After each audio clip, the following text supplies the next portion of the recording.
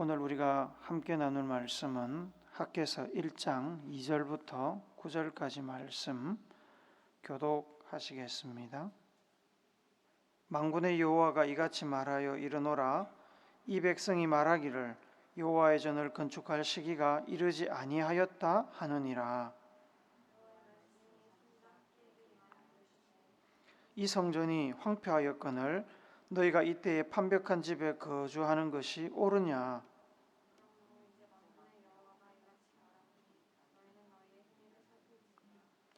너희가 많이 뿌릴지라도 수확이 적으며 먹을지라도 배부르지 못하며 마실지라도 흡족하지 못하며 입어도 따뜻하지 못하며 일꾼이 싹을 받아도 그것을 구멍 뚫어진 전대에 넣음이 되느니라.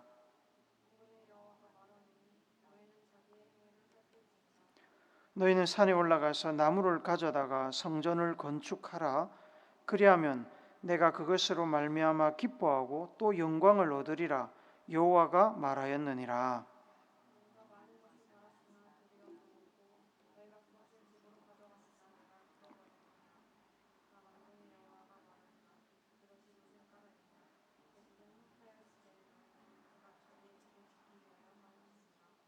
아멘. 얼마 전에 신들의 봉우리라는 일본 작가 유미마 쿠라바쿠의 산악소설을 읽었습니다. 책이 꽤 두꺼워서 읽는데 시간이 또 많이 걸렸습니다. 이 책에는 산밖에 모르는 고독한 천재 산악인 하부 조지와 그의 행적을 쫓는 산악 전문 사진기자 후카마치 마코토의 이야기가 나옵니다.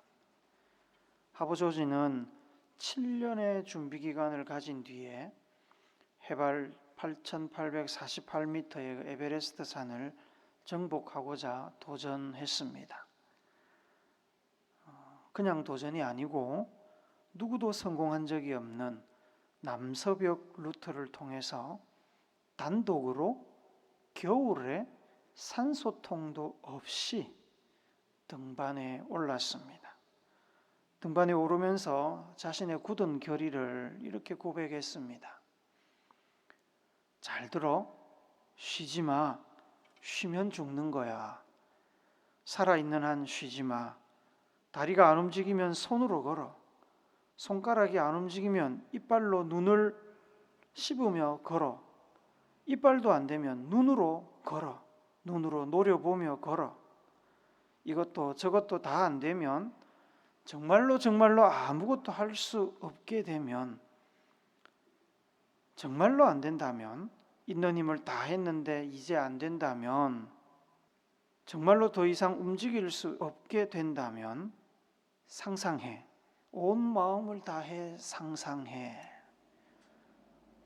정상에 오르고자 하는 그의 간절한 마음이 그래 묻어나고 있습니다.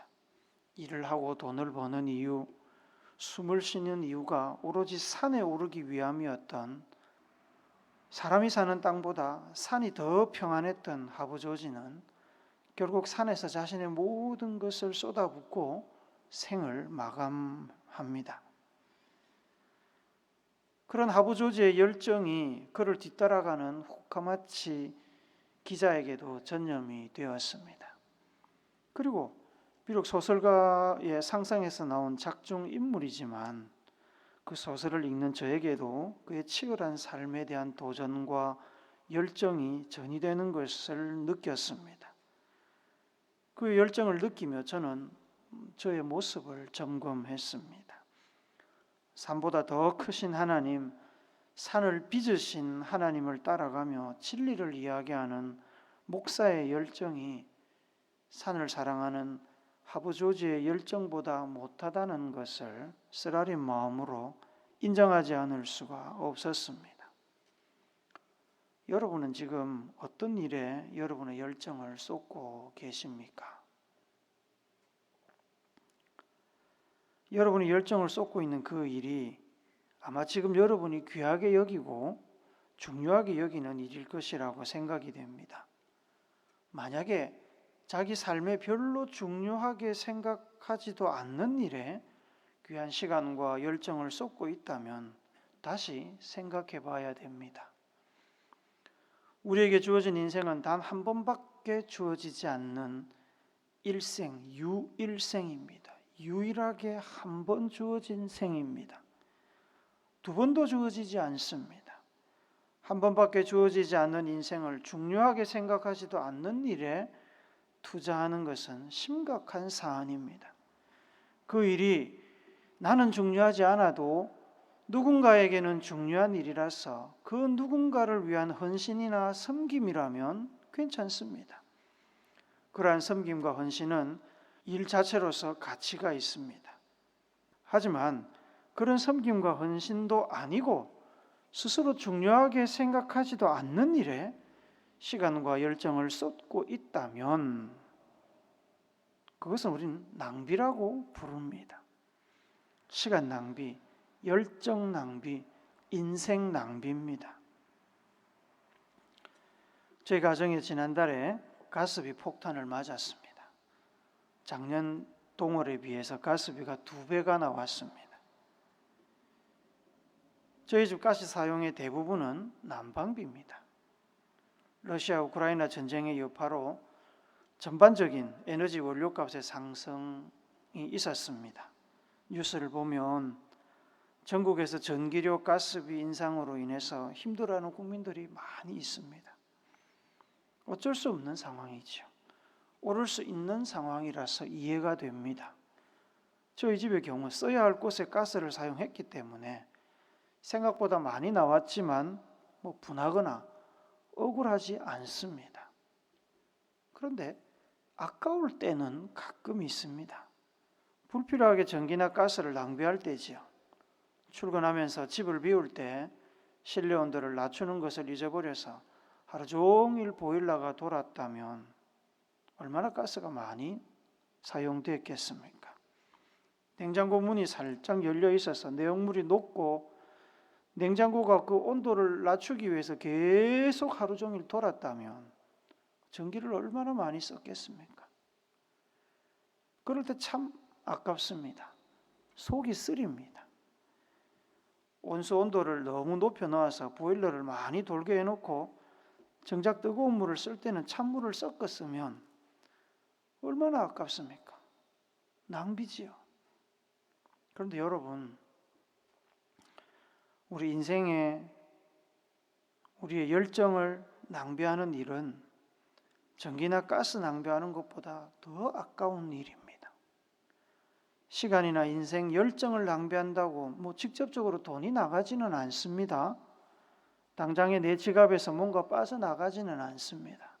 그러나 한 번밖에 주어지지 않는 인생의 가치를 생각한다면 눈에 보이고 손에 잡히는 것들보다 수십 배, 수백 배 귀하고 가치 있는 것을 우리는 낭비하는 겁니다. 우리는 우리가 귀하게 여기고 가치 있게 여기는 일에 우리의 인생과 열정, 시간과 노력을 투자합니다. 산을 좋아하는 사람은 산에 오르기 위해서 자신의 모든 것을 쏟아붓습니다. 돈을 버는 것도 산에 오르기 위함이고 건강을 관리하는 것도 산을 오르기 위함이죠. 우리가 살면서 인생과 열정을 투자하는 일에는 우선순위가 있습니다. 어떤 일은 다른 일보다 더 중요하지만 어떤 일은 다른 일보다 덜 중요합니다. 그 우선순위를 결정하는 것은 결국 우리가 가지고 있는 가치관, 다르게 말하면 우리의 내적인 기준입니다. 그 가치관 기준에 따라서 우리에게 가장 중요하고 의미 있는 일에 우리의 시간과 노력, 열정과 인생을 투자합니다. 그래서 역으로 보면 우리는 어떤 사람이 어디에 자신이 가진 것을 투자한지를 보면 그 사람의 내적인 기준, 우선순위가 어떻게 되는지를 짐작할 수 있습니다. 학개 선지자는 이스라엘 백성들이 바벨론 포로 생활에서 돌아온 이후에 활동했던 사람입니다. 제가 표에서 보면 오른쪽 제일 끝부분에 까맣게 되어 있는 것이 포로 시대고 그 이후로 이제 노랗게 표현되는 부분이 이제 포로들이 귀환하기 시작하는 시기입니다. 주전 538년경에 바사, 사회책에는 페르시아라고 되어 있습니다. 바사 왕 고레스 때 처음으로 포로들이 돌아오기 시작합니다. 한 번에 다 돌아온 것이 아니고 몇 차례에 걸쳐서 순차적으로 바벨론 땅으로 끌려갔던 이스라엘 백성들이 가나안 땅으로 돌아왔습니다.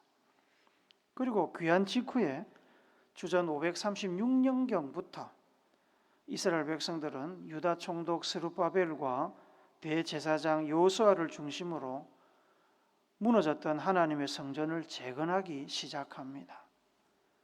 하지만 성전 재건 공사는 사마리아 지역 사람들의 방해와 저항 때문에 중단되고 말았습니다. 그렇게 중단된 성전 재건 공사는 무려 16년 동안이나 아무런 진전이 없었습니다. 이스라엘 백성들이 더 이상 성전 재건에 의지를 보이지 않자 16년이 지난 뒤에 하나님께서 학개 선지자를 통해서 말씀을 전하셨습니다. 학개서 1장 8절 말씀, 우리 쉬운 성경으로 한번 더 봅시다. 시작. 산에 올라가 나무를 가져다가 성전을 지어라. 그러면 내가 그 성전으로 인해 기뻐하고 영광을 받겠다. 여호와의 말씀이다. 짓다가 멈춘 성전 공사를 재개하고 성전을 완성하라는 말씀입니다. 포로 생활에서 돌아와서 정착하며 비록 식민지 신세지만 다시 나라의 질서를 세우는 일은 쉬운 일이 아니었습니다. 많은 시간과 노력이 들어가는 일이었습니다. 사마리아 지역, 옛날 북이스라엘 지역에 정착해 살고 있던 이방인들과 혼혈민족의 방해 공작도 큰 난관이었습니다. 여러 가지 상황이 힘들고 어려운데 그 성전 좀 천천히 지으면 안 됩니까? 하나님께서는 어차피 영이시라서 성전에 머무실 것도 아닌데 천지를 만드신 하나님께서 쪼잔하게 먹고 살기도 힘든 백성들에게 성전 만들라고 윽박을 지르시는 것은요, 보기가 좋지 않습니다. 아마 누군가 이렇게 불평을 했을 겁니다. 있을 수 있는 불평이죠. 먹고 살기 바쁘니까.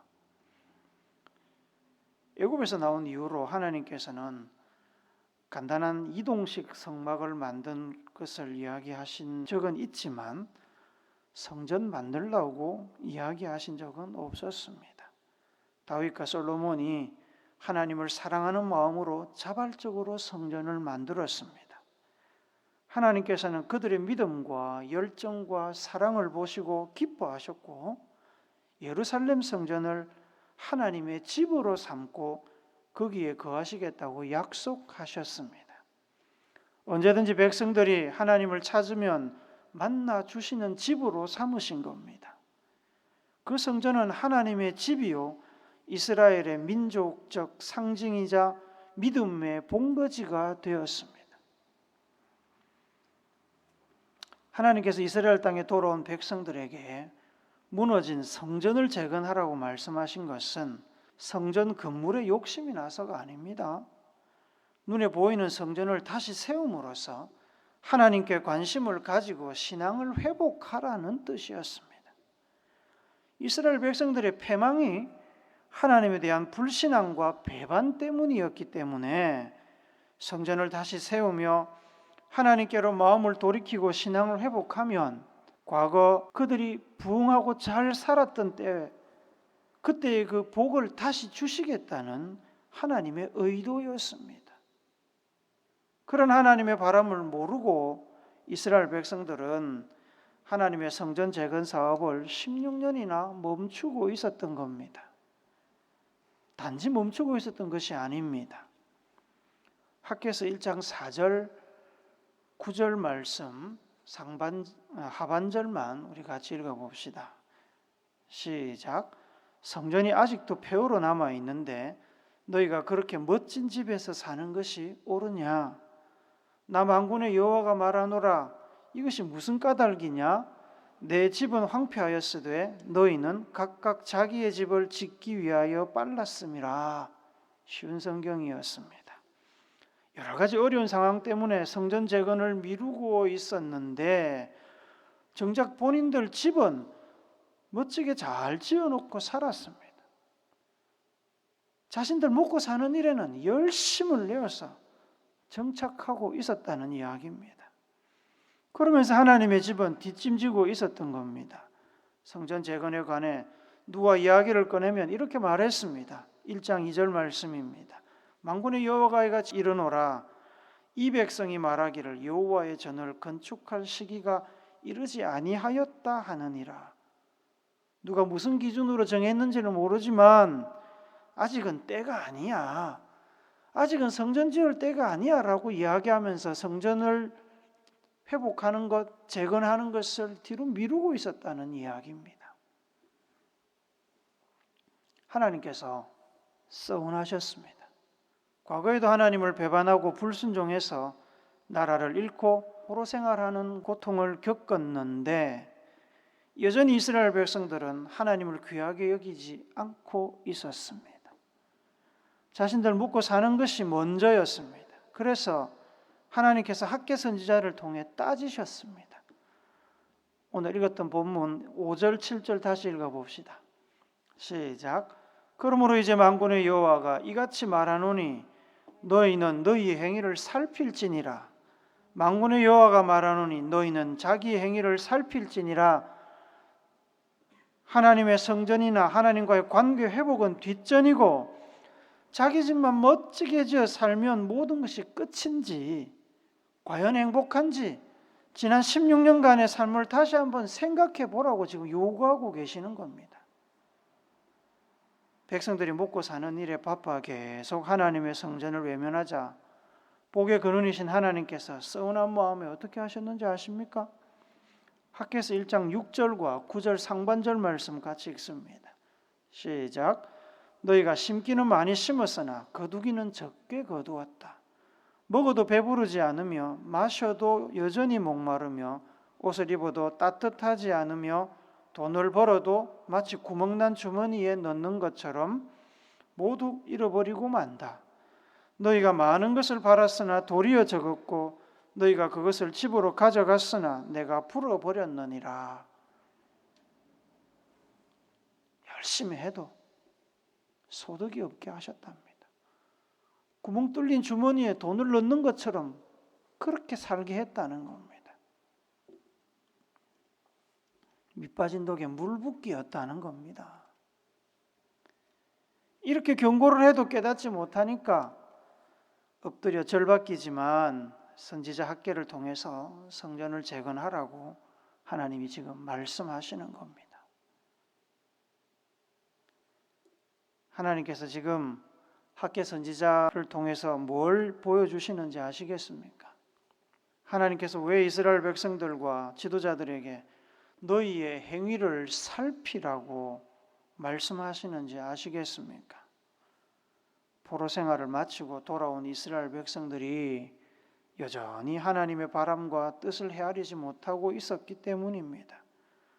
그만큼 고생했으면 이제 좀 알아차릴 때도 됐는데 현실적으로 먹고 사는 문제도 중요하지만 하나님의 말씀과 뜻을 분별해서 삶의 중심에 두고 하나님 제일주의, 하나님 우선주의의 삶을 살기를 하나님이 지금 요구하고 계시는 겁니다.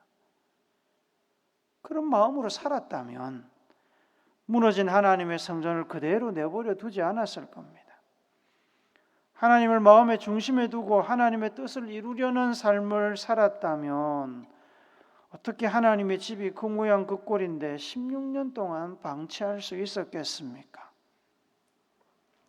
자기가 사는 집에 그렇게 천장에 구멍이 나고 벽이 허물어졌다면 그대로 두고 16년 살았겠습니까? 자식의 집이 그랬다면 그대로 두고 몇 년을 살았겠습니까? 아무리 바빠도 아무리 돈이 없어서 빌려서라도 자기 집과 자식의 집 수리하지 않았겠습니까? 하나님의 집을 16년이나 방치했다는 것이 무슨 뜻입니까? 하나님의 집이 안중에 없다는 얘기입니다.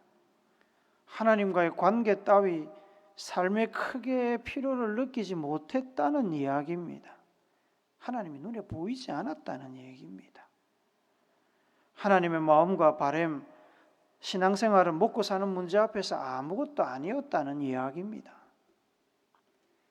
자기가 중요하다고 생각하는 일에 온 열정을 쏟아붓느라고 바빠서 하나님의 뜻, 하나님의 집, 하나님과의 관계에 관심이 없었습니다.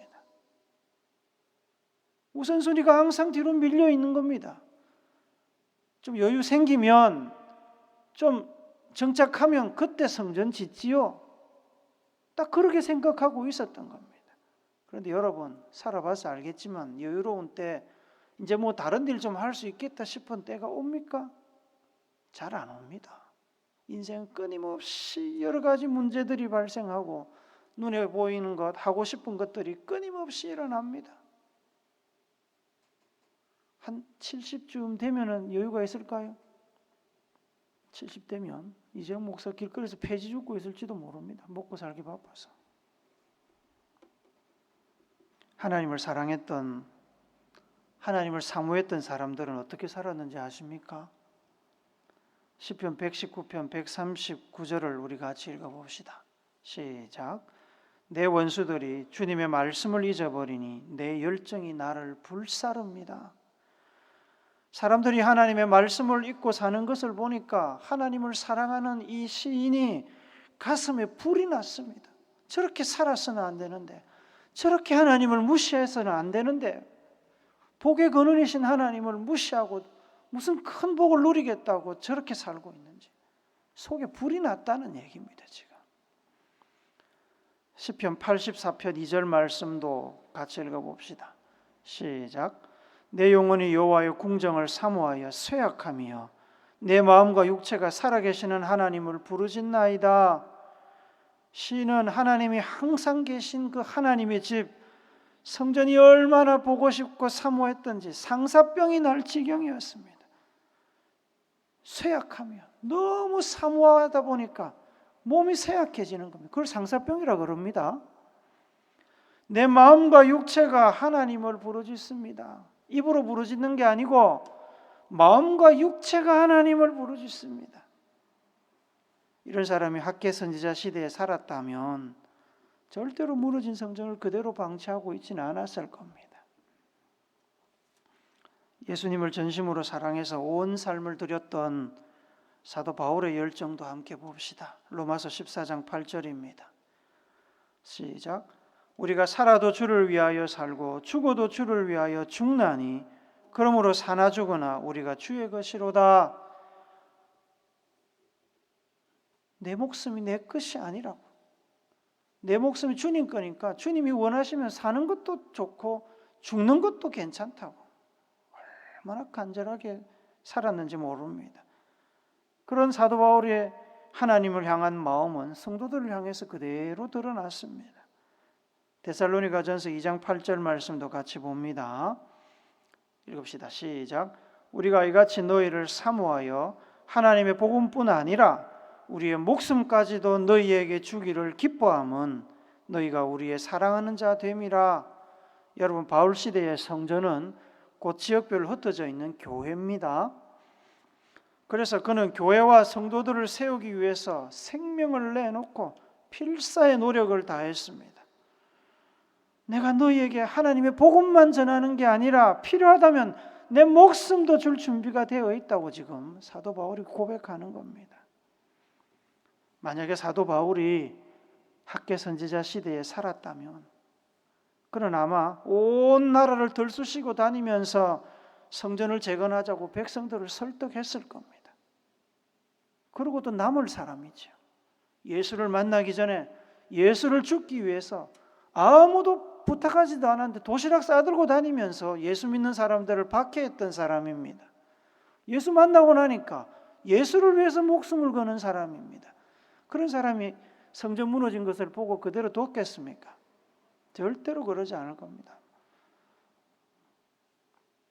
하나님을 잊고 무시하고 사는 백성들의 마음이 성전을 방치하는 행동으로 나타난 것을 하나님도 알고 계셨고 선지자도 알고 있었습니다. 하나님께서는 학개 선지자를 통해서 이스라엘 백성들의 삶 속에 철저하게 외면받고 방치된 하나님 본인과 하나님의 존재감을 성전 재건을 통해서 다시 회복하기를 원하셨습니다. 먹고 사는 문제나 자신의 인생 목표를 위해 열정적으로 사는 것이 중요하지 않다는 말이 절대로 아닙니다. 다만 이스라엘 백성들에게 가장 중요하고 가장 시급하게 회복해야 할 문제는 복을 주시는 복의 근원이신 역사를 주관하시는 하나님과의 관계였습니다.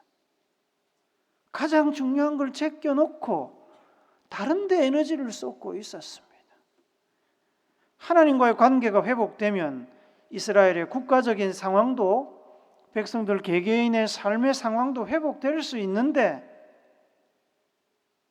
이 이스라엘 백성들은 가장 중요하고 시급한 문제를 내버려 두고 부차적인 일, 이기적으로 자기 한 목숨 잘 먹고 잘 사는 일에만 열중해서 열정을 그쪽에다가 다 쏟아붓고 있었다는 얘기입니다.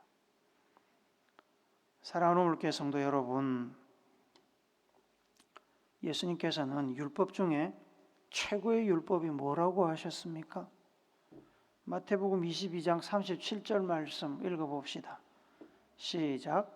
예수께서 이르시되 내 마음을 다하고 목숨을 다하고 뜻을 다하여 주 너의 하나님을 사랑하라 하셨으니, 그렇게 하면 하나님이 어떻게 한다고 하셨습니까?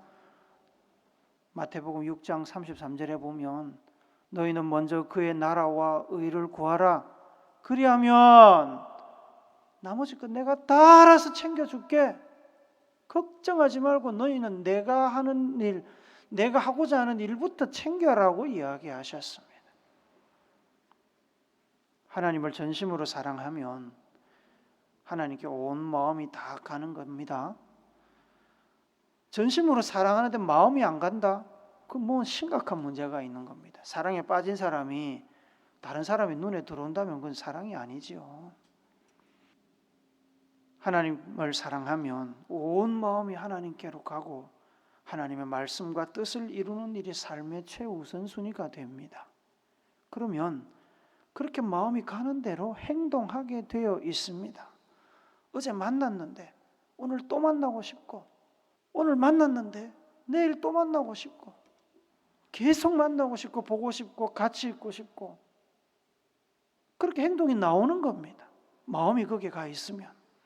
누가 하라고 권유하지 않아도, 아니 하지 말라고 말려도 인생과 열정과 시간과 노력을 하나님의 말씀과 뜻을 이루는 일에 쏟아부을 겁니다. 여러분의 시간과 돈과 열정, 여러분의 인생이 어디에 쓰이고 있는지, 어디에 소모되고 있는지 한번 기록을 해보십시오. 재물이 있는 곳에 마음이 있다고 했지요. 시간과 열정을 사용하는 것, 그곳에 여러분의 마음도 여러분의 신앙도 있습니다. 하나님을 믿는다고 하면서 사랑한다고 하면서 하나님의 성전 세우기를 게을리하고 있지 않습니까? 예배당 세우자고 헌금하라는 얘기 아닙니다. 요즘 개척교회 안 가는 이유가 그거라며요. 성전 진짜 클까 싶어서 성도들이 개척교회를 안 간답니다. 돈 내놔라 그럴까 싶어서. 어디 광고 하나 냅시다. 성전 안 지을 테니까 좀 오라고.